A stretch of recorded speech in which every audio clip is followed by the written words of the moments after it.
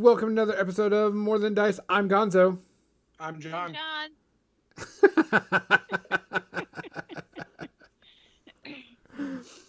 Guys, welcome to episode 189. Before we get anywhere, let's make sure we check out. Make sure you check out Muson Minis. If you buy any of their widgets, terrain, especially if you want some good 3D quick terrain, they have a really good 3D sci-fi terrain that would really work good for like Infinity and Marvel Crisis and Warcaster, which you'll be seeing some of that at Warfare Weekend. You can get a 10% discount. All you got to do is type in More Than Dice, all one word, and you'll get 10% off everything you order from them. Other than that, John, how are you doing? I'm doing okay. What were you eating before? It looked really good. It looked like, was that a cookie? Brownie from Domino's because I didn't really want anything in the house and I was slightly inebriated after my stream, so I couldn't go out. Don't blame me. So I ordered Domino's because I am a responsible fucking adult. I just saw you eating and I was like, man. I was a little peckish. A So. little peckish. Brownie. So let's go and go. Do we have any tributes this week? John, do you know any? Not that I know of. Okay. I do have one tribute, but it is not a person. It is a game. This week, Dust 1947 has shut down. Oh, R.I.P. Dust. Yeah, I heard about that. So I mean, it's they put out a release and they gave a reason why, and it's a completely understandable one. Shipping costs, just cost period. Everything's gone up. They just couldn't keep up with it. And honestly, they didn't come out of their Kickstarter like they expected. It didn't. They had some problems that were not their fault necessarily. No. Let's make that clear. I would not blame them. They're not like in a Ninja Division situation, where they done fucked up. It's just the way that shit went down, unfortunately. So it's too bad to see. It was a good game, but it never really. We tried back when Dropzone was there. We tried to get it, just never really took off. Yeah, I've got a few models and stuff. I did that one episode where they had them on, and we painted the camo of that one model. I have one model because after that thing, we talked about the gorilla in like armor with an autocannon. He's sitting over there waiting to get painted at some point. Well, I do actually. Greg actually sent me 2 starting sets with a little attachment or detachment or what do you want to call it, extra with it, and I haven't opened it up. I did a trade with him, traded some stuff that I had, and he was like, "Well, I'll give you some Dust stuff." I'm like, "Cool, I don't have any. I'll play it." It was definitely a game that was better than anyone knew. Like I saw it played, it was pretty good. It could use some good commitment to the miniature side. I think that would have been a good idea, but it never. I don't know what happened. Just didn't go there. I'm gonna blame FFG. Yeah. Yeah, I remember that. They were with FFG for a while. I think they would have done better there. Am I thinking? Yeah, they were FFG for a while. FFG was doing their distribution. They were. The debut of Dust at Adepticon was a Fantasy Flight Games thing. Yeah, then they went to Battlefront, and Battlefront caused the problems, Marshall, yeah. It's all right. I mean, not every company's going to come out okay. I mean, there's a million games that go the way of the dodo, unfortunately. And they're never actually dead, let's be honest. Dust is based off of a small comic and concept art by a Spanish artist, and I mean, may come back. I mean, he still owns the IP, if I understand correctly. Yeah. So, we'll see. Yeah, I mean, it could be. I mean, someone else may pick up the license and try to do something with it. Yeah, that's a wide open franchise. There was another game that I have. The core book for was done by a guy locally that was more of a skirmish level Weird World War II game with sort of 40 to 50 millimeter models, but never took off, unfortunately. But it is what it is. But yes. So Dust 1947, rest in peace. Yeah, I mean, and it also kind of hits because we know the people that work Yeah. here stateside on it, and Greg and Lisa and stuff, and see them at conventions all the time, and haven't been able to see them for like 2 years because of this. So Yeah. that was just kind of how it goes. Miss Dusk and Conflict 47. Those, never know. So I don't know any other people. I just wanted to give them a good shout out. I hope everybody that is losing their job find a new job quickly, and can get back in underneath their feet and everything. So other than that, Kathy, any shout out to you? No. All right, guys, make sure that you get your vaccine. Stay safe. We got to see you at HUGCon 2022, aka Adepticon. That way we can see everybody. We can all have a good time. Just please take care of yourself and watch out. John, what are you going to be drinking tonight? Well, I'm going to start off with my birthday present from my sister. Ooh. Which is some Ooh. 4 Roses. That's good stuff. Handcrafted small batch. Was it a straight bourbon whiskey from Kentucky? Yeah, 4 Roses is right up there. That's a good one. So. And then after that, you're going to go with.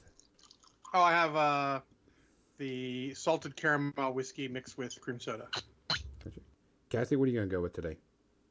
I have a gin and tonic with Bombay Sapphire, which is my favorite gin. Chat, what are you drinking tonight? Well, I talk about mine. I am just going to go with some good old Maker's Mark. I'm finally off all medications and feeling good, so it's time for some liquor. Hooray. So, to everybody out there, stay safe. We want to see you. To Dust and to all of our friends, cheers. Cheers. Cheers.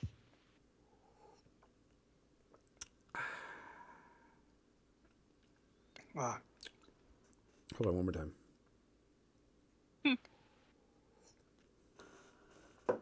All right, so I'm going to switch over to the paint cam, but I want to start off with Kathy. Kathy, I'll move you over.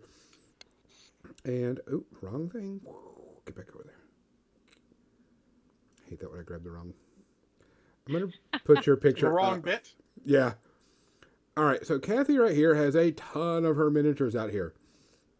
For some reason, John says, hey, can we talk about basing? And we're like, of course we can talk about basing. We can talk about all that base. Ooh, and I see those cool miniatures that I sent you, the Pumpkin Riders. John, why was this subject brought up? Was there something particular, or is it just... There was a lot of questions on basing on Twitter this week, and I answer them whenever they pop across. I stop whatever I'm doing to make sure I'm helping, and so I did that. And lots of little stuff that people apparently don't necessarily have the basing skills, which doesn't surprise me because that was, we'll call it my weak spot for a very long time.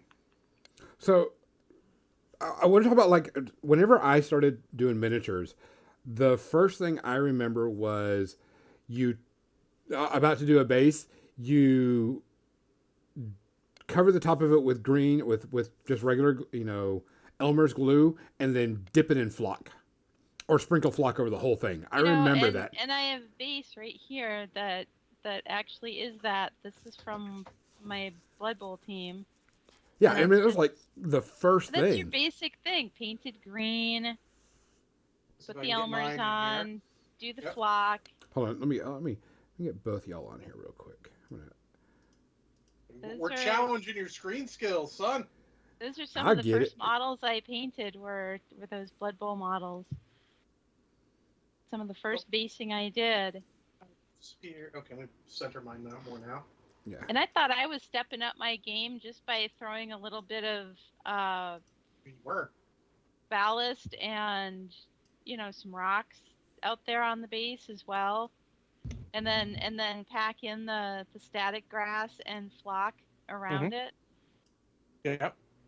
This is my Goblin War Boss from my old Orc and Goblin army, Dibble the Destroyer, and he had just a standard flock base. Flip here. So. Yeah, I mean, I think that's where we all kind of started out. Yeah, well, actually, I'd say honestly, more likely we'll start off here, Which is This is a supervillain that we used to use from our old superhero campaign. And as you see, his base is just gray. yeah. And I've made it flat. It's actually one that has a dip, so it's just a little bit of putty and all in there just to flatten it out. And it's just pure gray, like a street. Yeah. Yeah, all my first models I did were God, this like is terrible. that.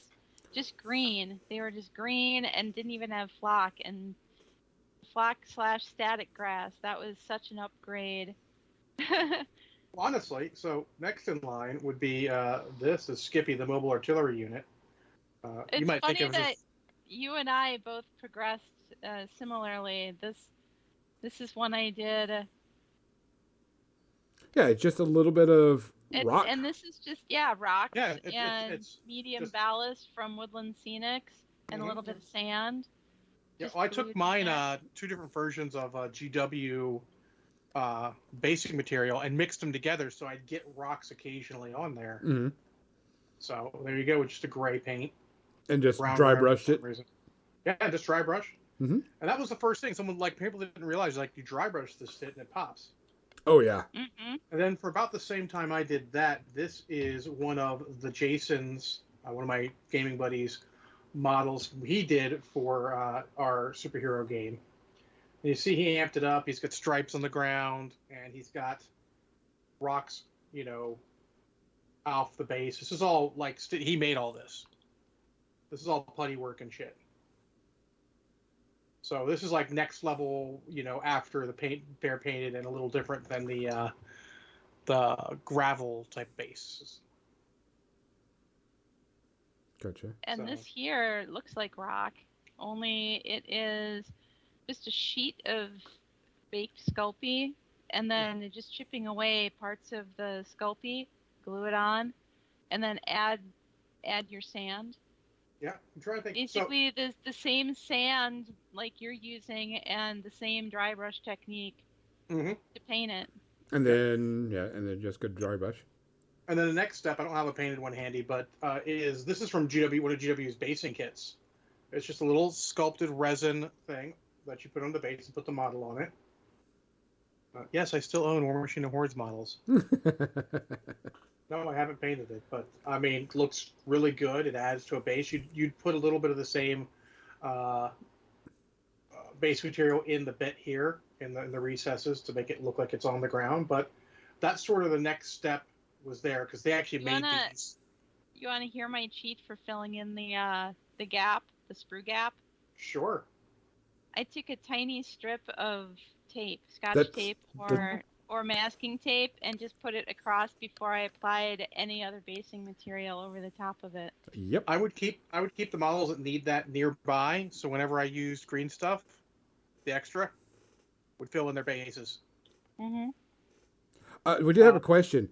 Do you prime before you base or prime after you base? Base first prime. So I often will paint my model completely separate from the base. So I prime the model, I prime the base separately, I paint them separately. Sort of like this, in this case, where Yeah. I magnetize it. I'm going to paint this separately. I tend That's to pretty- pin models. Now this one on the static grass base, this is just a slotted model, and he's just glued in Yep. with the slot. And this guy is he's also just a slotta. But ones like this, or like this, where you're gluing it to Sculpey. If you just glue it on, it's gonna rip right off. Yeah, It's gonna fall off. So I'm pinning usually both the feet, sometimes only 1 foot depending. If it's a metal model, I really try and do both feet because otherwise they'll have a tendency for 1 foot to come unglued and then it'll just spin on the one pin. Yep. Not so much of a problem with plastic or resin models, And this is but sort yeah, of pinning them also- to the bases. Also one of those steps around where Kathy's at is the cork for the base. Oh yeah. Yes. Remember when Cork hit the scene and everybody was doing Cork bases for a long time. Yeah. Yep. And I Now, like to take it and scuff up the top. I got bits missing here and all, so that when you do it, you'll have a little more texture. And there's another thing is I'll use, this is my test base, some GW's texture paints on it too to help give it more little cracking and all. oh, You need the to be texture careful. paints are great. The Games Workshop texture paints, the Vallejo texture paints also work really well. Somebody I know actually made a texture paint out of, it was one of the golden acrylics, like heavy gel medium or something, or Oh, 1 second, I'll get to that. some kind of paste, and just put sand in it and stuff. Yeah. So this is just one of the texture mediums. Not as good. I didn't like it as much on that one. This is the basic, and then I put the rough stuff on top of it. That looks a lot better. And then the Irby here. Put that down. The most powerful mech in the entire game. I mean, Hey, Boom. move it down a little bit, Peace. John. yeah, sorry. Hard to tell where it's aiming. Go to your Bad depth right. perception and all that. Go to your right, How's- son. There you go. All Is right, that so it? there you Is go. that the thing I printed for you, Kathy? The little chibi. Yeah, that's the first one that I finished of those. And then what Kathy's talking about is this stuff, which L. Marshall turned me on to. So, my friend wasn't even using the pumice gel. She was using just a paste where she added sand and stuff to it in Well, yeah, order it's to like- make something similar to that. Yeah, exactly. So I have two examples. This is what I do with my models. I actually will figure out where their feet are. I'll trace them, and then I will do around them so I can paint them separately and then glue them on afterwards. See, Mhm. And then this is what it looks like just sort of as filling a base. This is my test with the dry brush and all. You can see you get a lot of good color and depth for that just with a quick dry brush. That is some fantastic texture. Yeah, see, what's funny is interesting is that you did the feet holes, because there's people that like to have their bases, people standing in the basing material, and some people like to stand on top of the basing material. You know what I'm saying? Because that Yeah. looks like they're Standing on inside it. top. Yeah, this stuff's very thick, so you need to go inside. This one didn't turn out quite as well. It's a little lighter. I'd probably darken this up with a wash just to give it some pop or something. Hmm. It could also be dust. Who knows? It's been sitting around for a while. And then this is sort of a separate thing. This is a straight up just sculpted base. Oh yeah. So that's a thing that came out in there. And none of them are wrong. The sculpted base are usually a little more expensive and require a little more painting because you got to paint them. It's sort of like the next step after the GW, this real quick again, the GW basing bit and the cork. So, it's sort of the next bit after that. And of course, Marvel Crisis Protocol now has those as standard. Their bases are a little textured, and then everyone's got some sort of tactical bullshit on their base. Yeah. Marsh says, I am in the basing material guy when you do other cool stuff. Yeah, like Footprints of Tracks. Yeah, my, somewhere around here are some AdMech guys where they had tracks, because they're track dudes. I did tracks underneath them. Well, you also have, one of the big thing now is, since everybody's got a lot of people have 3D printers, is 3D printing your own bases, with whatever it is. Now, for me, I like to have my bases, like if it's an army, everybody in that army has the same, base. Get on close up. Yeah. Type Tell thing. something bird. And see, for me, it depends on what I'm doing, depends on how I'm going to do that. If I'm going to have certain bases do certain things. Gotta get you all back in where it belongs. So, Kathy, the Pumpkin Riders I sent you. What's what's that basis? Did I send you bases with that? Oh no. Did I No. not? No, I used these MDF bases Okay. that we got from Gale Force 9. Uh huh. And I built these up from bark. This is tree bark here. Did You almost you? can't. What's the question? So, thing about tree bark, I've seen that because people use it. Do you usually like roast it in the oven to dry it out completely? No, Okay, I know that was like no. a hot thing where someone was like, "Hey, will You know, you?" it's funny. It was a friend of ours from Arkansas who sent us this tree bark, and so both these guys have tree bark bases,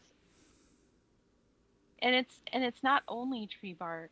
Correct. It's the original structure is the tree bark, and then I added Sculpey, like this brick, this brick, all these little stone looking things here. That's all Sculpey, and it was the white classic Sculpey, and it was pre-baked. And I just took wood carving tools and chipped away at it until it looked like old masonry. Hmm. That was what I was going for. And then I took some of the resin pumpkins from Seeker Weapons, RIP Seeker Weapon Miniatures. Yeah, shit. Too much Another for one. me Their either. resin Field of Screams Hmm. bases, basing material. And then I have some things from GW Skull Sprues. There's a little skull in there. There's a bird skull. There's another bird skull here. There's another See, one. Captains, this is why we don't get rid of bits, because you never know when that bit's gonna be important. I have You Infinity never know. models with like 40K vehicle bits to replace their tactical rocks and shit. You just might have something that works. The Sculpey lady on your left down the bottom, that is a like a sword and shield or whatever she's got right there. Can you bring that up? Now, are these things that you hand rolled, or did you buy these broken pieces type things? The broken pieces are Sculpey that was rolled out using a Green Stuff Roll texture roller. Gotcha. And this is cork. Again, there's cork, and there's little bits of cork that end up looking like rocks if you use them. So you can take your main piece of cork, and then you can take little tiny crumbs of it and glue those in as well randomly Hmm. for other rocks. And then the Sculpey was just broken apart and added glued on. And you painted the model off the base, painted the base. Then you took Hmm. the model, and I'm sure you put two pins on the bottom of it, and then drilled two holes in it, and then glued it in there. Correct? Yep. Okay. Type thing.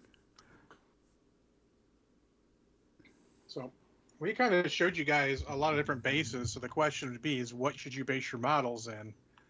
And the answer is whatever the hell you want. Correct. Absolutely. But what I can say more than anything, and this is from a sort of, I don't want to say armies on parade type of thing, but that sort of thing we had at the local GW store way back when. And my army was painted better than my opponents. There are only two people in the Lord of the Rings category, myself and someone else.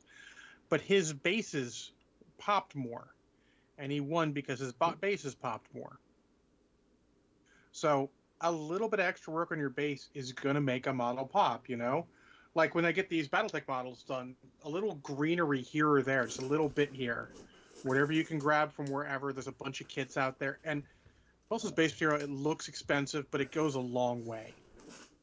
But that little stuff will go a long way. Like Kathy's stuff is, crazy. That's like the exemplar. You should be like, that is what I want in a perfect world. And you can go somewhat less than that in a real world.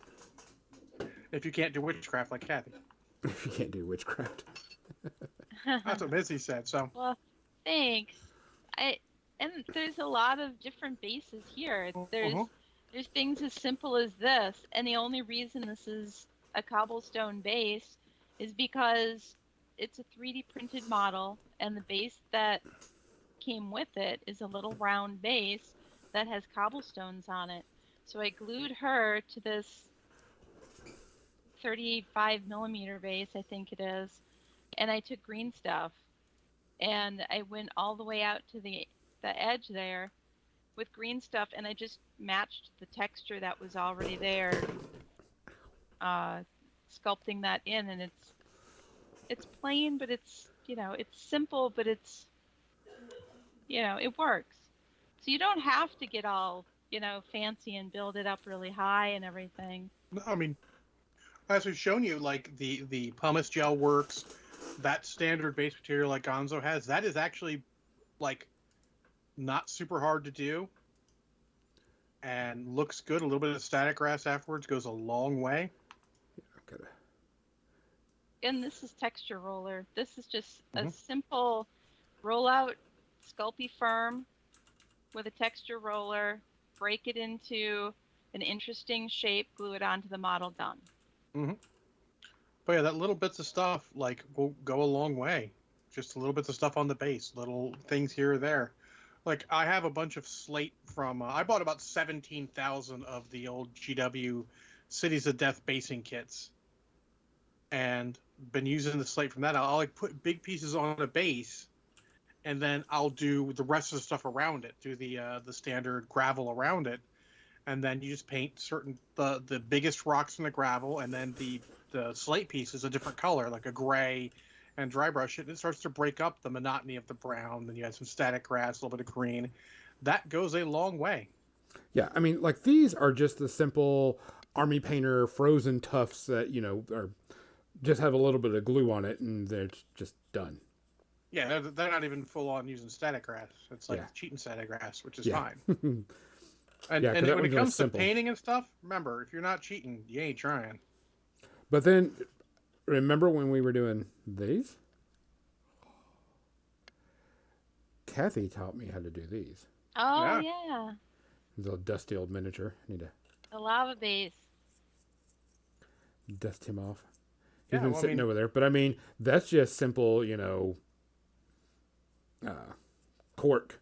And then, got the cork highlight. go a long way. And honestly, a couple bucks of cork will go a hell of a long way. Yes.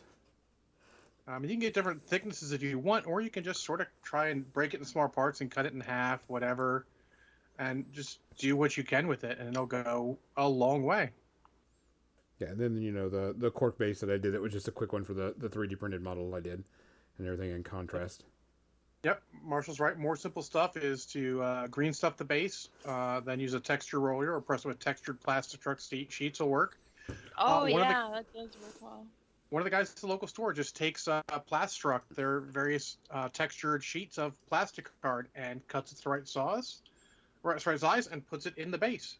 He can cut it around the feet or whatever. He does a great job with it. I mean, it'll work.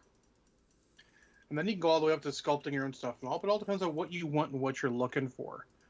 It depends on, are you looking for display piece, a model for an army, a board game piece, since we paint a lot of board game pieces. Yeah, so I was going to do this because this guy sits on this base. Yeah, the just as all stencils for airbrushing bases. Yep. I get scrapbooking circle cutters that match your base size. Yep, that's good too. You can do other stuff with those as well, like make counters. So this is my ballast that I'm using for this army. Super, super tiny, super, super small. Yeah, I don't usually go with anything that thin because it doesn't take detail as well. I like this one. Nice. I like this one this is for my Infernals. Because I want it kind of be like, it's been devastated land. So it's really, really thin. But... Go ahead. I like to use it in combination with like a medium ballast. Like I'll put the medium ballast on a base, and then I'll take a little more glue and dab it over parts of the medium ballast, and then I'll dip the base, the whole base, into the sand and let it sit for a bit and let the sand soak in the glue, and then you get that variety of different size textures. Mm-hmm. Birdcage sand from the pet store. Interesting. Yeah, all sorts of stuff. Like people use sand from outside. Most mentioned that earlier. It doesn't matter where you find it. You find it and use it. I was just trying to get something that is duplicatable if you're doing a larger army. or do a whole army at once, so you've got very consistent bases. Yes. Oh, Gonzo's going all in right now. Yep. See, he's already gone a step that I don't do, or he's missed a step that I do. What? He's going to base the whole thing. I will actually, as I did with that one thing, make the footholes so I know where the damn model goes. Because this just in, models don't glue well to basing material. Yeah, this one is going to be super heavy. And That's so, why you pin them. And you drill that hole right through all of it. You can, absolutely. Marshall Unless mentions... it's a rock. That makes it difficult. Marshall also mentions that he likes fake lichen and pull apart dried moss used to make stacks and tumbleweeds on his western boards. Yes. Yes, using real rocks and having large armies to carry around sucks. And so here's another thing is how to apply it. So Gonzo just pours it on and mixes it up. I actually put it in my paint palette and I actually water it down a little bit. I want a thinner consistency than he's got there. I want more like melted ice cream. Sorry, it's the best analogy. It's something people can visually know. Now I want a dreamsicle. I mean, I want another brownie. Luckily, there's more downstairs. Just have to wait. I actually don't technically have to wait. But you can just walk down there real quick. I could, but I'm not going to. Anyway, so I like it thinner because when it's thinner, I think it gets in there better. And also, I make it even thinner, like, say, skim milk. And I put a layer over the material after I'm done because it helps keep it down. Now, what about using, because I'm just using Elmer's glue because that's all I have. Uh-huh. Uh-huh. I've heard people go, don't do that because it shrinks and then it has problems and blah, blah, blah, blah, blah. It doesn't add... No. Honestly, I haven't really had any problems with that. I mean, like, if you go, you can have little bits. It can shrink back and leave little gaps, but that's what static grass is fucking for and whatever other bits you do. Jim and I both use Elmer's glue all the time for bases. I have like a giant jug of it sitting right over there. We use it on bases all the time for whether it's sand like what you're doing or whether it's the pumpkin rider bases that I built up with the pine bark and all of the rocks that went on them. All those rocks and everything, all this stuff, all the way to the edge of the bases, I used Elmer's glue for that. Yep. Now, when I was stacking up the pieces of pine bark to make sure that they glued right away, I used actually a combination of, now I didn't mix them together, but I made like rings of Elmer's glue. And then in the middle, I used super glue because the super glue will dry really fast. But the Elmer's glue, when you press it down, will squeeze out the edges. And then you can dump sand in those areas. And now you've got extra rock texture on your things that are supposed to be rocks. Yep. And this is a good hack that Gonzo's doing with the box underneath. That way you, A, don't make a fucking mess. Yeah. And B, can reuse that. And also, you see he's got a couple spots where it didn't necessarily go. You can actually take, if you mix it up in your palette instead, you can actually take and dab a little bit there in those spots and then reapply like he's doing. You just dab some glue there first. You can absolutely take your finger or another base or something and press down on it to get it sinking down into the glue and then pile more on. And then press that down in there, and then pile more on, and you let it sit and dry before you knock all the stuff off. You let it sit and dry, and then you knock all the stuff off, and then you take an old toothbrush and brush all the excess stuff off into a box or whatever to collect it in. And now you know that you're not going to have a bunch of loose stuff falling off all over the place while you're trying to paint it. Mm-hmm. And so, train of thought. I'll go a Legionnaires thing first. Is the only downside is that if the base get wet, the glue can reactivate. Yes, but you're painting that shit anyway, so the odds of the glue getting in over your paint and you sealing it are it's unlikely the waters are going to get there. I have a story about that. Uh-oh. So, I had a cat, and I had cut flowers, and I had finished miniatures.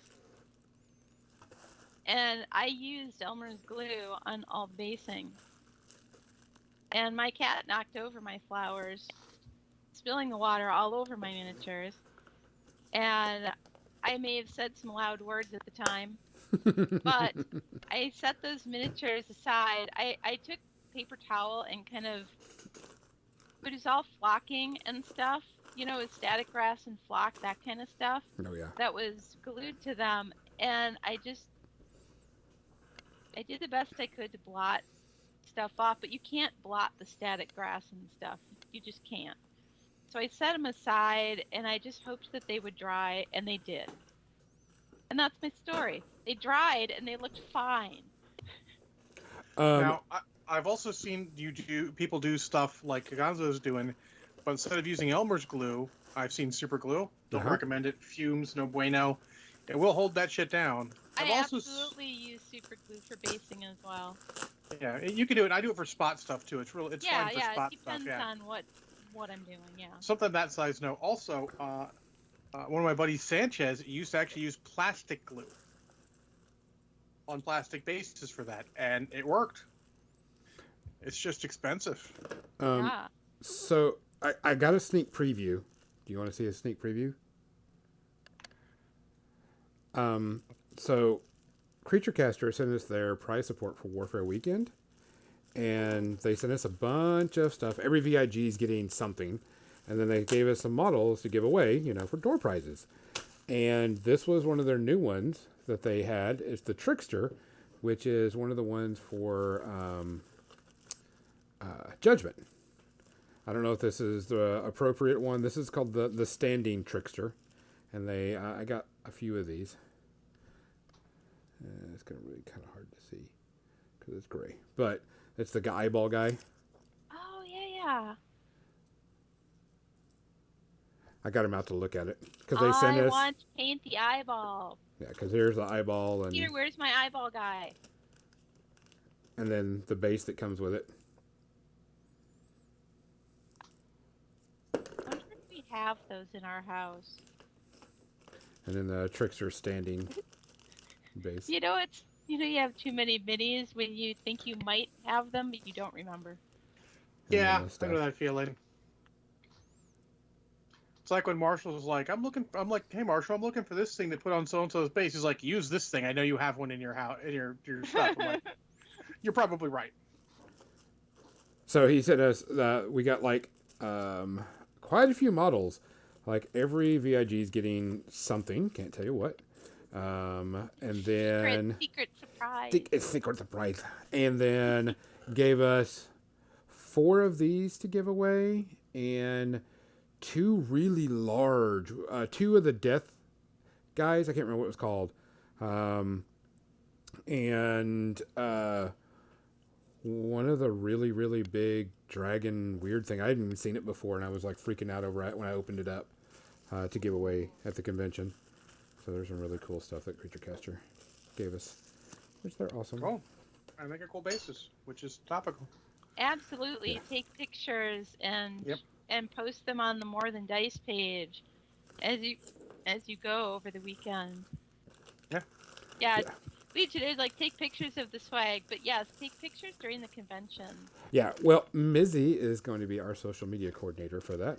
She'll be taking all the pictures and posting it up, everything. I will have to make. Mizzy is our cruise director. I will have to. I watched that intro this week randomly on YouTube. I don't know why. Yeah, I have to actually load up. We've got so much support that I've got to load up and take it down separately. I guess Gonzo's our captain. Oh shit, we're in trouble then. I got to be the bartender. It's got to be the bartender. John is Isaac. That makes me Gopher. You don't have to be Gopher. You could be the doctor instead. The doctor's kind of funny. Oh, I'll be the doctor. Yes. Anyways, bases. So after you get the base material on, like I said, I am a big fan of priming it with the model if you can, and base it, and painting the base first. And the reason I paint the base first is because it's easy to be careful just around the bottom of the feet. Yes. So much easier just to do that than to try and be careful when you're painting the fucking base. Because you're going to dry brush that shit. It's okay. Dry brushing is legitimate. And if you can just paint carefully around the feet, job's a good one. Yeah, Like, even that's my Marvel exactly stuff. how my I have Marvel always stuff. done it too. Paint the base first. I'm painting the base. I will paint Hawkeye afterwards. I only have 2 small things where I've got to be careful. So it's all good. What you talking You about? know? Basing But you want to stuff. paint them. You also want to make sure you do do as much as you can on the base. It's not super duper time consuming for your basic models. A little bit of dry brush, a little bit of something. It will make the models pop, and they'll look so good together. Trust me. Or you can do a thing. I mean, that is all completely true. And I should say, and you can do a thing like I did with my Ogre Kingdoms, which is there's a piece of cork. Glued to the top of the cork is a piece of Sculpey that has a checkerboard pattern. I sculpted into it, but of course now there are texture rollers that will give you that same design, way less work. Roll out your Sculpey with your texture roller or your green stuff or whatever it is that you want to use with your texture roller. Ahead of time, you know how many guys are approximately going to be in your army. You know how many bases you're probably going to want. Just go and roll up and bake enough of the Sculpey ahead of time and just get a little break it apart, little random pieces, or be careful and cut it in exact circles or squares if you're insane enough to do that. And then break up your pieces of cork, one for each model. So you've got a piece of cork for each model, you've got a piece of Sculpey for each model. Your Sculpey already has the texture. Now you can just glue, and make all your little sandwiches of base, cork, Sculpey, and then start painting. And it's still pretty easy. It's going to take a little bit more time to paint in a bit of a pattern, but it's still, still fun. Still going to make bases pop. And make sure it's repeatable. You need it to be repeatable. If it's not repeatable, it's not going to help so much. Gonzo, hold that Battle Master up to the camera. I want to take a look at it. I haven't seen that one yet. Yes. That's the one.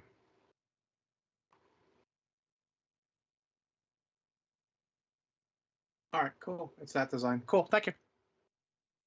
Most Magic wants to know who makes those mechs. Well, technically Catalyst Games. It's the BattleTech. They're doing all of that, but non-technically China. They had their new Invasion box at Gen Con, but I didn't get to look at it. You didn't need to look at it because you've got it. Not the Clan Invasion. There's a different one. No, same box. Is it? But it's called something different. No, that's Clan Invasion. That's their only new box. Yeah, they're getting more in Legionnaires. It's just been taking some time to get it. Yeah, it's the same box I got you, Kathy. It's just their new box. It's good. Really good models. I like them. They paint up pretty well. They take washes very well. I mean, Kathy, you know all the stuff. You painted them on your stream. Mm-hmm. Are you? I painted them in oils even. Is that a file? Gonzo, what are you using to spread the paint around? He's not answering. Sorry, I had it muted because I was opening up a bunch of plastic stuff and I didn't want to have a... Yes, it's an old file that's been worn down. It's just got a really good tip on it, so I like to use it to get everything underneath the base, underneath the models. Why don't you use a sculpting tool? Because I don't own any sculpting tools. Why don't you own a sculpting tool? Because I don't own a sculpting tool. They're not that expensive. I just never even think about buying it. I just... Because I use this stuff and I have this and this works. So, I mean, I'm just like... This file is It's horrible. Does So it really work though? it does. It does. It works fine. It's got a really nice tip on it, and it lets me smooth it around wherever I need to. I actually have a brush I save for that. Like literally, I have a brush that like this is my brush I do this shit with. Yeah, that's what I use this file for. I've had this file forever, and it's worn down and it doesn't do much, and so that's what I use it for. Oi, Gavold. Captain Mizzy, you can be forgiven because you're newer to the hobby than Gonzo. Ay, it hurts my soul a little bit. Fucking hey. Gonna look away for a bit. So, the right tool for the right job, people. While what Gonzo has, quote-unquote, works, just get an old brush that's still got some bristles, maybe doesn't hold a tip as well, and it'll work fine. You can wash it out every time, it'll be fine. Yeah. Use a Sculpey tool will work better. If Anything will work glue better. dries in the bristles of your brush, and hopefully it's a synthetic brush, not natural hair. If glue dries in the bristles of it, soak it a little bit in rubbing alcohol and massage the bristles, and the glue will come right out. Mm-hmm. What make is this? But if you... probably a Shadowhawk. Or, hold on.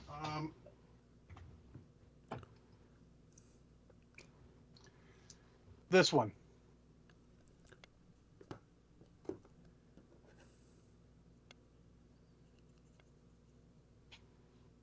That's the one. Yep. He's going to try and get me on a mech, and it's not going to work, sir. I did want to go back because you were at John. You'd mentioned it, and Kathy, you're into this more than John and I both. That one person that won against John because he had a better base. Bases can make or kind of break if you're doing competition. We're talking about competition. We're not talking about you doing it, just whatever. But competition, a base can make or break whether you win a competition or not. Oh yeah. Even heavily. when they say that the base doesn't matter and they're not looking at the base at all, they're only looking at the paint job. They're looking at You the base. cannot help but be influenced as a judge by what's around the model. All you could do if you wanted to be truly like that, that's an archer. Don't even try that shit on me. Oh, I It's a knew fucking you classic. knew this one. This is a very common mech. I mean, or would you like to call it a Destroyed Gladiator? So, but I mean, it is very, very. A base can make or break a model for competitions. So, and here's a funny thing. So, what Gonzo's doing here, since these are different scale, I don't mind the finer ballast or gravel for this because it makes more sense on a model that size because there's not as much definition because they're walking over normal ground. Yeah. Yeah, Marshall says, for sure, even a good color choice in a base provides a contrast to make your models pop in a complementary fashion. Like I said, little bits on your base make a heck of a difference. Like, I'm not done with my Battletech models by damn sight because I'm going to put little stuff on there just to make it look appropriate.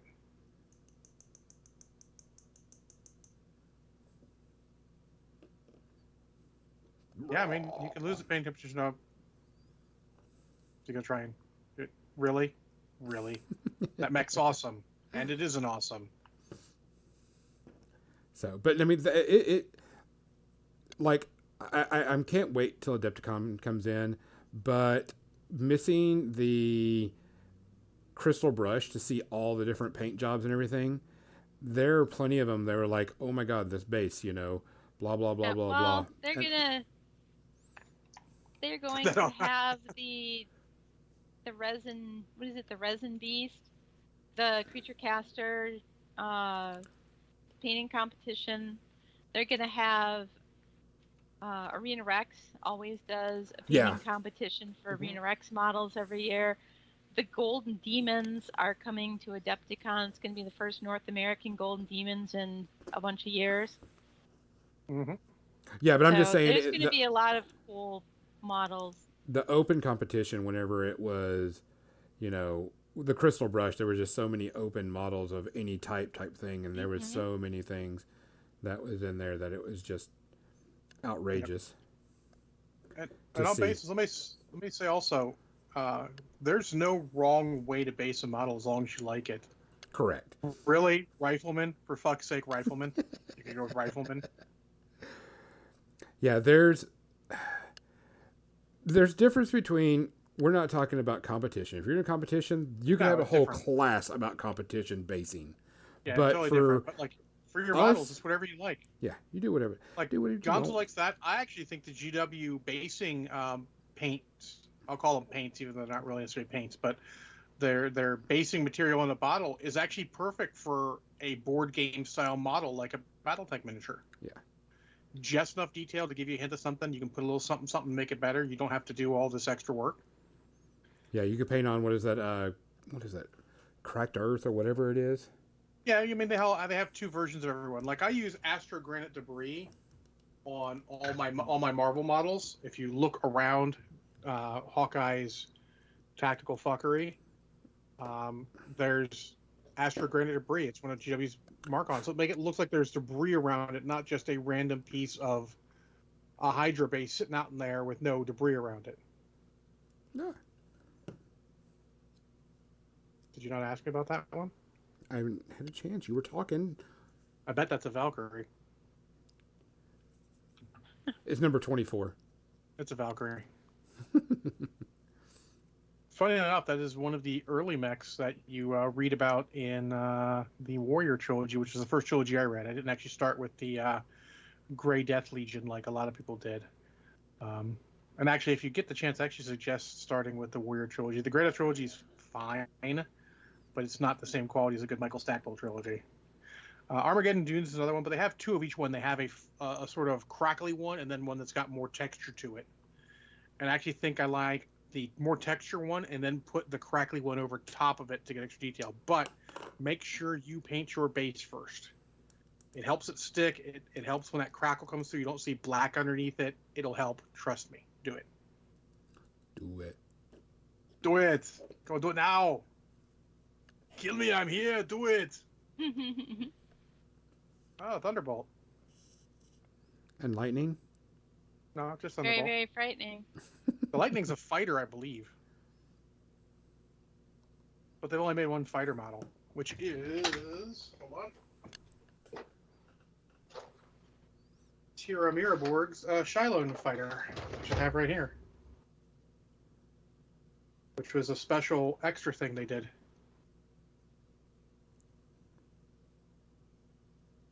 Super cool. One aerospace fighter. And even more cool because it's a very important moment in those books. In the Stackpole Way of the Clans books. Way of the Clans? Blood of Kerensky books, sorry. Way of the Clans is the Jade Falcon fuckery. And no one likes Jade Falcons. Looking at you, Mo.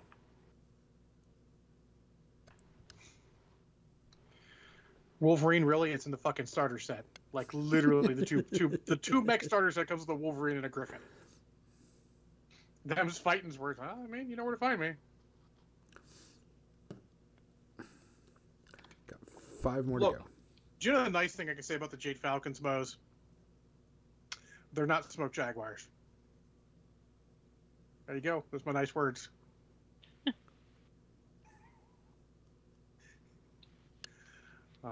But yeah, so there's a lot of things with basing. Never hesitate to reach out to the greater tabletopping community. And I know a lot of people aren't on Facebook for various reasons, but if you're not on Facebook, get your ass on Twitter and just make friends with a couple of the people, myself, whoever. Twitch, There's a couple. Discord, Yeah, Discord if you got a Discord for it. YouTube. There's Twitter's easy because you can throw it out with a hashtag and people Yeah. will see it.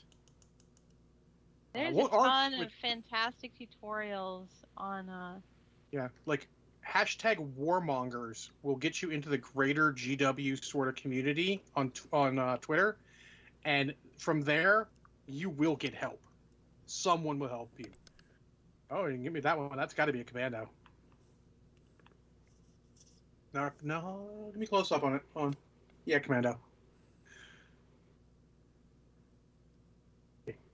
Clan standard dick. I mean, yikes. That might be out of line, but you're right. But yeah, so ask for help. I mean, there's some people out there, like I like someone just posted pictures of BattleTech models, which there's a bunch of people who retweet them, and you'll get help. Like I gave a couple quick tips goes a long way because someone wasn't dry brushing their bases. I'm like, you dry brush those bases, they're gonna pop. Oh yeah. Mm-hmm. And then there's a lot of older models, the Ironwind metal models and all, the old Ralph Partha models. They just had little circle bits. They didn't have actual full bases like that. So you put the circle bit on a base or in a base, it's got a recess, and then they don't know what the fuck to do with it. And I'm like, oh, I can help you with that. There's a million. Oh yeah. You could build up all kinds of stuff around that, just like I did with that cobblestone base that started out as just a little round base with a cobblestone texture, and I just stretched that texture out to fit the entire rest of the base the gaming base that I put her on. That's a Phoenix Hawk. Kathy was talking. I know. I'm giving you a little bit of time. Which is one of the 2 mechs in the next MechWarrior Online pack, the Hunter pack, where the Phoenix Hawk has the colors of Rick Hunter's Valkyrie on purpose because they're apparently gone into full troll mode. No, seriously, their most recent free mech is a Warhammer. Uh-huh. And every level you get, like literally, it's an ultramarine color. You get the Omega symbol, which is an upside down Ultra, or an Ultra is an upside down. You get the sort of Roman sort of crest thing as a bolt on for it. That's funny. You get like all sorts of things, and at every level you get 40,000 C-bills. And then the final level is you have to get 40,000 match score, which is a fucking thing. Holy shit. I need to see that one close before I could tell you. It's a Wasp or a Stinger. I'm not sure which one off the top of my head because I need to see it closer. That looks like it's probably a Wasp. That's probably the Wasp. So the Wasp, the Stinger, and the Phoenix Hawk were based off of the old Veritechs from Robotech. Yeah. So the Phoenix Hawk's easy because it's the Super Veritech with the fast pack on it.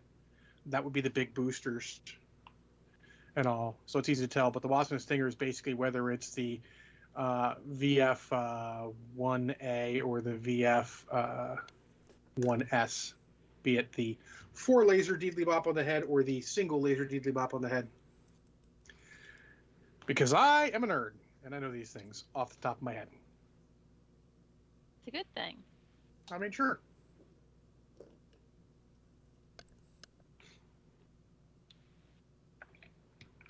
Really? Locust? Come on. The lazy cricket. I mean, it's the Locust. It's iconic in its own way. Actually, I've seen some artwork that people are doing, concept art, where instead of putting the laser underslung, they put it on top. And that looks really shit hot. And then someone else, Bishop Steiner, who you can follow on Twitter, is he does concept art for Catalyst, amongst other things. And he did a concept for a sort of a LAM, which is a land-air mech. That's sort of how they more shoehorned Robotech into it, where a land-air mech is basically a mech that can turn into an aerospace fighter. Do you think they'll ever put that on MechWarrior Online? No. They're trying to get it out of the... They were trying to get it out of the canon, but it's been in one of the first issue of Shrapnel had a story with one in it. But he made a Locust sort of lamb that turned into a helicopter. It was really cool, actually. I was like, that's really awesome looking. I mean, there's a lot of good stuff out there, and I definitely suggest checking it out. The concept art for some new stuff they haven't put out yet is so good. They take some really shit-looking models. For fuck's sake, you really going to go there? No, this is another one of my favorite ones. This one's up there with my Warhammer. Yeah, come on. Marauders. So I would say there are 4 classics of BattleTech, original classic BattleTech that is the Warhammer, the Archer, the Marauder, and the Rifleman are the 4 classics. And then the classic of the Clanners is? I mean, I'd call it a Mad Cat. Y'all would call it, some filthy Clanners would call it a Timberwolf. It is very iconic, though. Was super iconic when it came out and remains to be. Yeah, that and the Vulture are pretty iconic to me. Or a Mad Dog if you're a Filthy Clanner. But yeah, so there you go. Bases, don't skimp on them. Don't go super crazy in every case, but I mean, a good base. Take a model from, that's okay, to fucking A, that's awesome. Unless you want to go super crazy in every case. Yeah. And spend the time on it, because it does take time to do that. Oh, yeah. Well, that's the other half of the Mad Cat, since you had the Mad half before. That's the cat half. That's the catapult.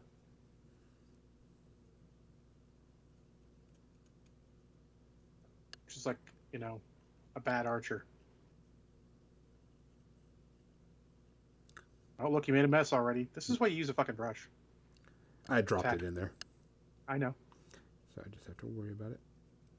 Tactical rock. Super simple. No tactical rocks. But tactical rock on a street base is like the shit now. There's only one answer for that. Dick punch body slam. I swear. I have a don't feeling. Like optional tactical rocks. So there is an Etsy store that has Fangirl, which is basically Gwenpool, if you know who Gwenpool is. Uh-huh. And her tactical rock is literally just the words tactical rock, which is very, third wall breaking, very on point, but... Oh, Marshall would like us to hydrate. Oh, sure. That's the stinger. Yeah, I have a feeling that, that's just like the thing now is Tyson Koch is doing his own Marvel Crisis Protocol bases and stuff. And it's like an alien world base and everything. And they're really, really good.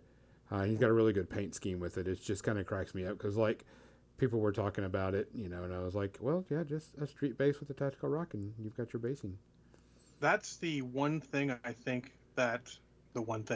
one of the main things AMG just utterly dropped the fucking ball completely on is not having alternate bases out with release. Yeah. People would have bought the shit out of alternate bases. And the thing about it is, once you get them to buy alternate bases, they will continue to buy alternate bases for fucking ever. Yeah. I mean, because you could have bought, like, I wanted to do a, jungle Wakanda theme for, Black Panther. Yeah, well, you could do that easily. You could just blank bases would have worked too. Yeah, that's what I'm saying. I would have put the models with the standard bases they come with, perfectly fine. I'd done blank bases, space bases, and say they were going to do the cosmic terrain, and then if they could do another one easy, I'd do another one and just have that out there because sales. But okay, there's more stories to that I cannot share. Quick and dirty basing, just so I can get it on there, and then once it dries, I'll flick it all off and clean it. What I would do in the KC is I would do the same thing. I'd have a little more mix in my ballast. I'd still have bigger rocks in there. And after it's done, my first base coat would be a thinner Elmer's glue. And then I would take an even thinner Elmer's glue and go over them after they're dried, just to make it stick down better. And the best time to do this is, not only don't multitask, watching something. Oh, yeah, because it's tedious. Back when I used to watch football, I did it while watching football. And literally, downtime, go, watch. Downtime, go. And you get plenty of time to dry while you're still watching the game. Plenty. It can be just quick and tedious. I mean, that didn't take me long at all, really, after we started getting to it. But until Kathy had changed the camera, but she got it. Yay! That thing. Get that fixed. So, it is media section time. I actually don't have much media. Like 5? 1, 2, 3, 4. 3. 4. So 4 is not much. Okay. But one of them is just something that's going on that's happening right now, so not really, a media section. I have not watched What If yet. Banyan is out of town, so I will talk about that. The next one either. I've watched it, and I'll go over that one, but of course, non-spoiler version. Yeah, I also have not watched Star Wars Visions yet. You're lucky I got a chance to watch a movie today. So I guess I can go first then? Yeah. I guess I should. Since I have most. Okay, so I'm just going to do a quick thing. So the TV series on Netflix, Squid Game, is making big hits all over the place. People are loving it. People are watching it. It's started a big storm. It's going to get renewed. There's no way Netflix can't renew this. With People his say that about things, and then yeah, then it happens and it doesn't. But it's getting a lot of release and everything.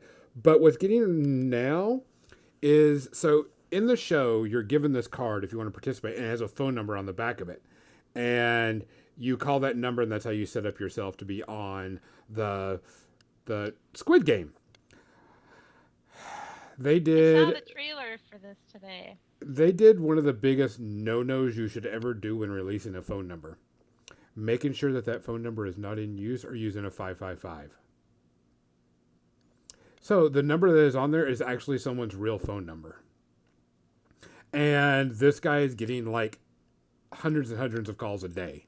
So he's going to have to change his number, of course, to get away from it. But that I'm was like, certain they will do something for him because yeah. that's a lawsuit waiting to happen. Well, the number is I believe a Korean phone number, but still, there should have been something you should have done long time Yeah, You ago. should have researched it. Yeah. Didn't they learn from 8675309? Yeah. All they had to do was call the freaking number. Yeah. And they could have done it on purpose, but still, that was kind of a big thing. It I was. don't I think was they like, did it on purpose because no. yeah, that's just kind of a oh crap. So the guys they use some person's real phone number, which is not good, but you just have to deal with it. So other than that, I still like the show. I still think it's really good. It's very dark though. It deals with people gambling with their life to get rid of their debt. So, but I like it. I hope it gets renewed for another season because I'd like to see where it goes. Yeah, Yeah. Great Big Slug says it's number one show in like 90 crunch or something crazy like that. Oh yeah. Welcome, Great Big Slug, by the way. So I mean, it's there. I liked it. I enjoyed it. It was interesting. It's got a good plot twist in it, but I just thought that was hilarious that they used someone's real phone number. Yeah. So, Kathy, what do you got this week? I watched a Marvel property. Oh. Ooh. I was over at Jen's, and we watched Black Widow. Mm. Oh, no spoilers. Doesn't come out for 3 days or something like that. I liked it. And I feel like anything I say about it would be a spoiler, I mean, I know most of the spoilers, but still, yeah. but I was a little confused at the beginning because they did jump around a little bit from Yep. flashbacks to what's going on in the present, and there were a few times where I didn't realize it was now the present. I thought it was like another flashback to something else. Well, But 3 days, so it's Disney Plus. So I will try to watch this weekend, and we can do a spoiler talk about it next weekend. Yeah, I think once it goes, if it's in the theater, Disney Plus. and then it hits Disney Plus for free, then we can go spoilered.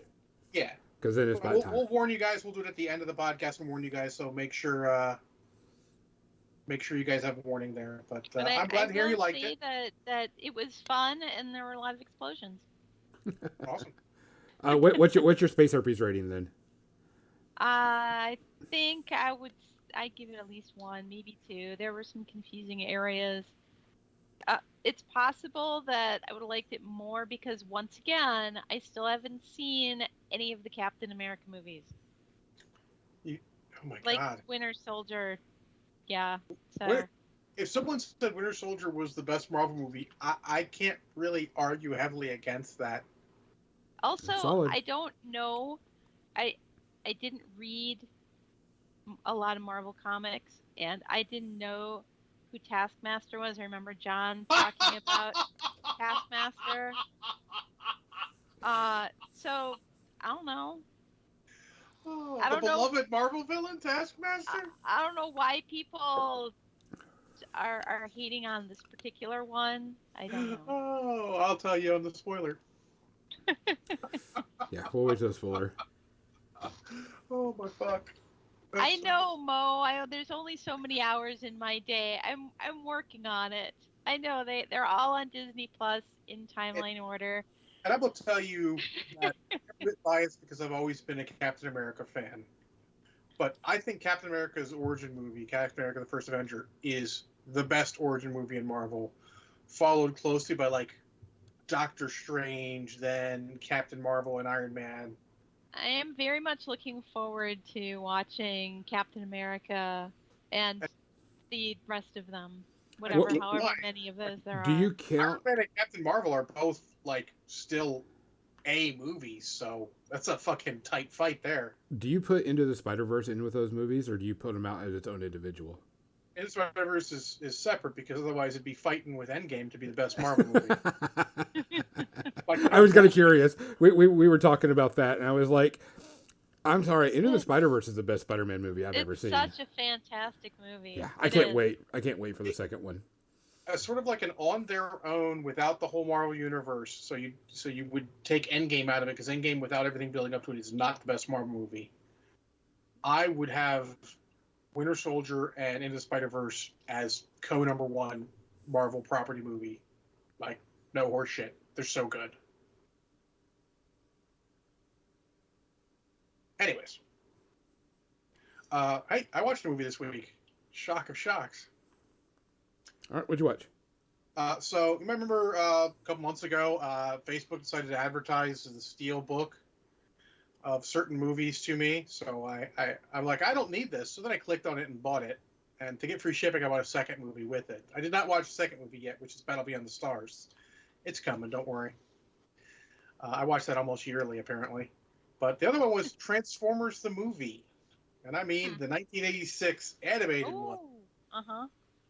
So I just broke out the steelbook of that today. And let me tell you, this movie is both made for kids and not made for kids at the same time. So I'm going to have to give it a pass on a lot of things. So I'm going to look at it from an objective. It was made to sell a new generation of toys to kids. Mm-hmm. But so I'm going to have to give it a pass on things like totally coherent plot. The plot is super coherent. Kids can follow it, but it skips a lot of steps in there. You know, it goes to a lot of things just to get what it needs to get to the next step. And let me say that it is a lot of crazy shit in this movie, and a lot of just filler, but not the right filler. Like when Hot Rod and Cup crash on Quintesson and have to fight the Sharktacons. There's your answer, Legionnaires. Sharktacons. Now that's a great scene. Super cool. It's got some great moments, but it doesn't even necessarily fall. It gives you it's all that just to find out who is attacking Cybertron because they don't know, and to get the name Unicron. Yes, Ba Weep Grana Weep Nini Bong. Yes, that's the universal greeting. Yep. But that all of the big set piece scenes are great. The connective issue is kind of weak as shit. It does not stand up to any pondering of how the fuck did this happen in any way, shape, or form. At all. Not even a little. But it's made for kids. It's easy to follow, but when you're an adult, you're like, shouldn't there be... So the other half of the group is on the planet of junk, and they get fucked up by the Decepticons, and Ultra Magnus gets killed. And then they fight the Junkions because they're trespassing, and then Hot Rod and Cup land and give the universal greeting, and next thing you know, they're fucking friends and they're going off to they're reviving Ultra Magnus. Apparently, they can do that on a planet of junk. Fucking A, who knew? And then they're going off to fight Unicron together because that's what why? they do. So it makes sense when you think about it because Unicron's a threat to everyone. Planet of Junk's just a small snack for him. But it's like, it doesn't make any sense when you think, what? You skipped like a step of them becoming friends. Like, you don't just say universal greeting and you're friends. That's not how things work. I mean, if you're a kid, I guess that's how things work. Good guys help good guys. But shit. It doesn't always make sense, but the set pieces are great. The character designs are really cool for the new Transformers. I also love that there is Springer, who's the green one, who transforms into a helicopter and a car. He's the first Autobot triple changer. Is like the classic action movie guy. You know, he's a badass. He's got all the best action movie quips. Like, some of his lines are great. He's like, I got better things today to do today than die. You're like, fucking A. But he's not the main character. When in any other movie, he would totally be the main character. And Hot Rod would be like the plucky sidekick. But he's not, because Hot Rod is, of course, the chosen one, which you figure out 2 seconds in. Like, and it's so tonally crazy, because the Decepticons come in and they murder a bunch of your old favorite Autobots, including, like, their security chief and 2 of their toughest members. And they don't even get to kill a Decepticon in return. It's, like, really tonally weird. As much as I love this from being a kid, as an adult, I still enjoy watching it, but I have to be like, y'all were lazy as fuck with this, weren't you? Like, I could write a better story now, and I'm not a writer. So. But anyways, in any case, it's still super fun to watch. The soundtrack is a fucking banger. It is amazing. And hot takes. I got hot takes in this movie. First off, there's a whole thing where everyone's like, you know, Hot Rod apologized to Optimus Prime because he tried to stop Megatron from shooting him and got in the way. You could have stood there for a million years and Optimus Prime would not have pulled the fucking trigger on Megatron because he didn't have the cojones. He was standing there against his mortal enemy at his mercy and didn't just blow him away. To quote Tuco from The Good, the Bad, and the Ugly, "You need to shoot, just shoot. Don't talk." Would have solved a lot of problems. But, you know, so I think Hot Rod did nothing wrong. Optimus Prime would not have killed him in cold blood like that. It's not. That's why he wasn't worthy of the Matrix, because he's not willing to do everything for his Autobots. He has a moral line he won't cross, and the Matrix just wasn't having any of that shit. Apparently, Hot Rod would, so that's why he would do it, which is fine. And then the second hot take is The Touch is not the best song on that soundtrack. As much as everyone loves it, they love it because of the scene it comes in. The first scene it comes in on is a scene of Optimus Prime landing and fucking up all the Decepticons in his path, which is fucking great. I'm not going to lie. It does make the rest of the Autobots look like a bunch of little pussies. But it's not the best. Dare is absolutely the best song on that soundtrack. It is inspiring and great and should have been the theme, but The Touch got all the radio airplay, got played at the right moment, and so it's most people's favorite, not mine. I'm going to give this, from a nostalgia point of view, I give it 1 Spacer because it's super fun. It goes quick. Even the stuff it's wasting time on is all just there to make sure you can understand where the plot's going. You know, you can sit back, you can multitask and watch this. You'll have no problem.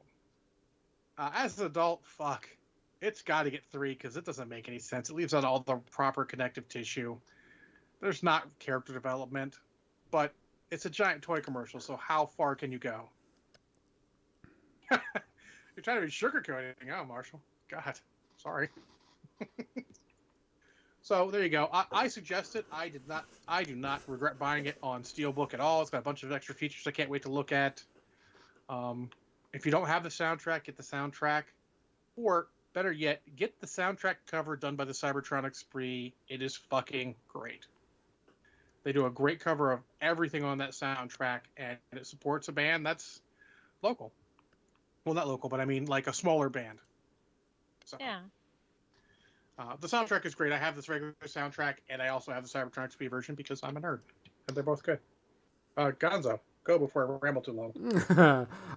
So the next thing I watched was the new What If. The new What If came out, and it is the final episode, and it actually sets up something. Won't send it. Won't go into details. I thought it was interesting. I had a good time with it. But you can tell that they use this to jump off something else. Well, I mean, everything in Marvel's used to jump off something else nowadays. Correct. It's just how good the standalone part of it is compared to that. And this is a bunch of standalones, and so far I think the standalone bits have been good. Yeah. But it did get a jump off. I liked it. There's a lot of people that said they didn't like it based on what it was. And I get it. But for me, I enjoyed it. I thought it was interesting. I'm always cracking up when I find out that like who survives certain things. But I liked it. I can't wait to see if they're going to do another season of it, or if they're just going to continue with this and go even further. With the what I if. think that's where it depends on the next level of next batch of movies. Yeah. So I'm going to wait and see. I would probably give it like a 1 space herpy, but overall I enjoyed it. I thought it was really good. No spoilers, of course, but if you want to talk about it, send me a message and I will fix that for you. Kathy? Yeah.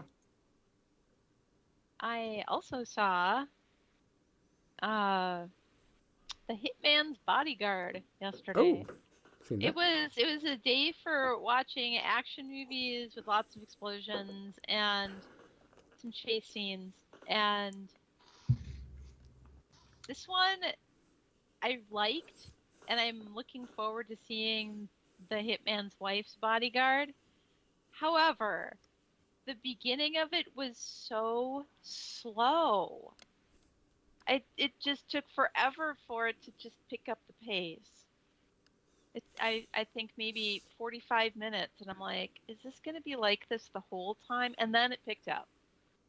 And then it was all edge of your seat, action, action, action, and that was the fun part. The beginning where it's setting things up was just slow. So I'm gonna go 2 space herpes. I really enjoyed it. There were some fantastic chase scenes. Oh my god, I think that's definitely a 1 for me if I remember correctly. It was super a hoot. I really enjoyed it, but the beginning it was just too slow. There was something with the pacing of it, and also the filter they used for filming this just seemed weird to me. And I know they were trying something with it to give it a certain look, but it's in certain instances I didn't really care for that. I don't recall it being slow either time I watched it. I think it was super enjoyable both times. I guess I'll have to watch it again soon. I have it on Amazon Prime, so Yeah. it was worth the money. Absolutely. I will still watch it again, and I absolutely am looking forward to seeing the Hitman's Wife's Bodyguard too. So Yeah, I think the one thing ahead. I liked about it is all those crash scenes and the fight scenes and the chase scenes. Nothing was done green screen. It was all like, here's all real explosions. Was really well choreographed. Yes, that was the one thing I really, really liked about that. So, John, did you have anything else? No. The other things I have is the Great British Baking Show is back on Netflix, which I enjoy thoroughly.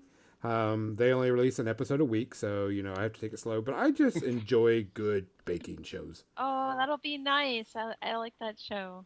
Yeah. Still with the cast from last season, so it was okay. I really like it. I like to see what people do. I like to see, how they make things, because I like baking and cooking myself, so it's really interesting. So, but the one thing I did a lot this week was I played a new MMO. I see John's eyes roll. I did play New World this week. I did buy it. I've been dying for a new MMO for a very long time. New World is pretty much the 1600s with magic, demons, and a mysterious island that has all this weird stuff on it. So it is actually I really enjoy this game. I've got a group of people that I play with, so I'm on there. But there is some issues with this game. One of the things is when they released it, a lot of people decided to go to certain servers because they all wanted to go with their friends. Cool. All right, no problem. Except for when you go to a server and servers have a limited of like 2,500 people per server, and you've got a queue of 20,000 trying to get online to this one server. And I'm like, what? So I had to convince the people that we were playing with that I was like, hey, this server has a queue of 20,000.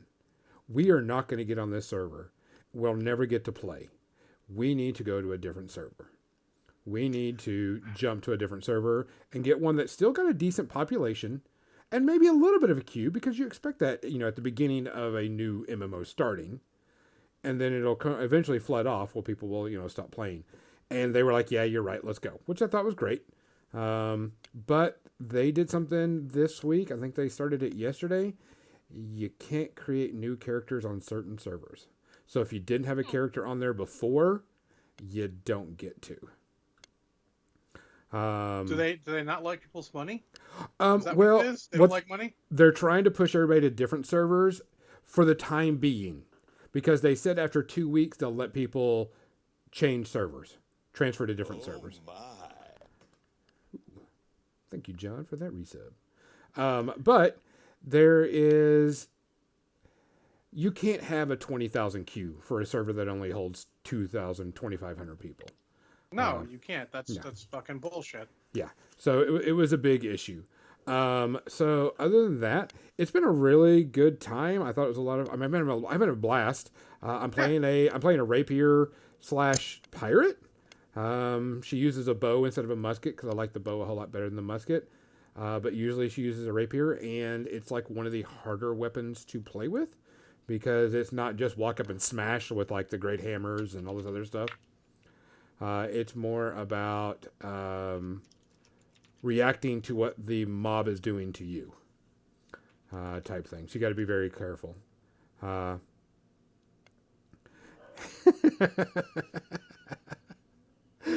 But I really like it. It's a lot of fun. The graphics are insane. The sound is incredible.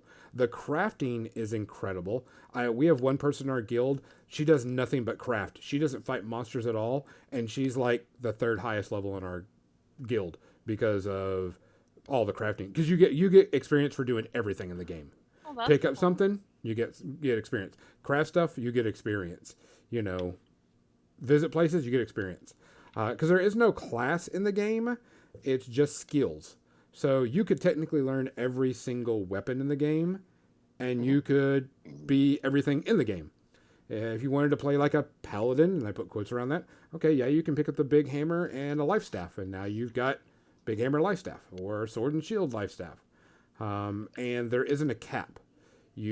All weapons cap at 20 points, so that determines how your builds are. And you can redo your stats and your weapons. You could technically level up every single weapon to 20 and play however you want every different day if you would like. So, I mean, Cool. That's just how it is. I enjoy it a lot. It does have its flaws. There are some technical issues like dungeons. 20,000 queue servers isn't a flaw? Yeah. Well, after the first day, they opened up 28 new servers just for the east side of North America. And that still wasn't enough. At one point, they calculated how many people were in queue. They had 550,000 people waiting to play the game in queue. And I'm like, Amazon, you can't do that. Do not want. Yeah. So, I mean, they did. But the problem is they Fix can't it. just open queues forever, because eventually the population is going to drop off. And Correct. That's the reason why they only let people play. They won't let people make characters on certain servers, new characters, until after all that starts to drop off. Because after 2 weeks, people are saying, it's not the game for me. I'm done. Because there's no monthly fee. It's just $40 and you've got the game. Mm-hmm. So I'm having fun with it. I like it a lot. I'll continue playing, and I'll be streaming that on Friday, sometimes Mondays, and sometimes Tuesdays if our RPG isn't playing. I'll say Mondays are going to be hard, but Yeah. well, if we're talking about our stupid online games, I want to talk about last Sunday morning. I forgot to mention it in the podcast afterwards. I had my best game of MechWarrior Online ever. So Gonzo, no, I did. Guess how much damage I did, Gonzo? Mm-mm. Just take a guess. My best game ever. Best game ever? I have no clue. Are we talking about What? 5 or 6 digits? 1,409 damage. So I'm happy with the 500 damage game. I did almost triple that. I did 4 killing blows, 7 assists, 3 solo kills, 7 kills most damage dealt, which means every one I shot, I did the most damage on them of our team. What mech It were you using? was crazy. It was Nightgyre. Which one? A Which one's that clan one? mech. It's a clan mech, 75 tonner. Oh. And it was even on my alt account. It wasn't even on my main account. It was on my alternate account, the John O. Striker one, because I don't have a Nightgyre on my main account yet. It was super awesome. I didn't even realize it to the end. I just went around shooting everyone, ran out of ammo with my autocannon, part of the way through. And, I mean, it's just absolutely nut job. Oh, the Jade Falcon Civic mech, of course. Well, honestly, just since he's here, I got that mech because L. Marshall only plays something with autocannons. So I played the Jade Kite with all the autocannons on it. This is with the Prime version with my 2 large pulse lasers, 2 medium pulse lasers, and a UAC-10. And it was just crazy. I don't think I'll ever quite that much again, but it was amazeballs. There you go. Yay. I know how to play this game.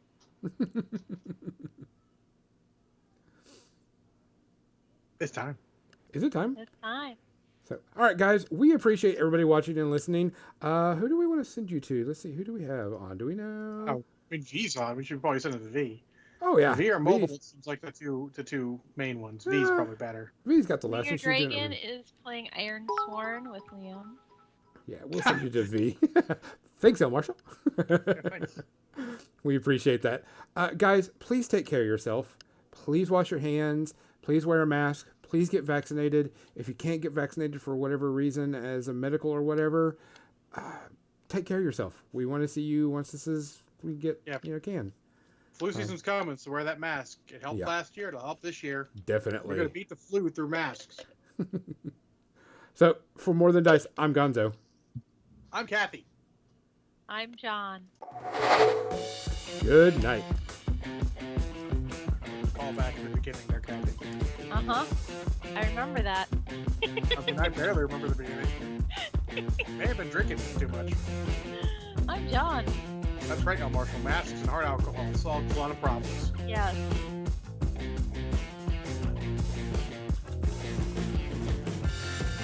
Great incoming. Make sure you hit that, and make sure you go over and say hi and hit a follow. V is always one of our good friends.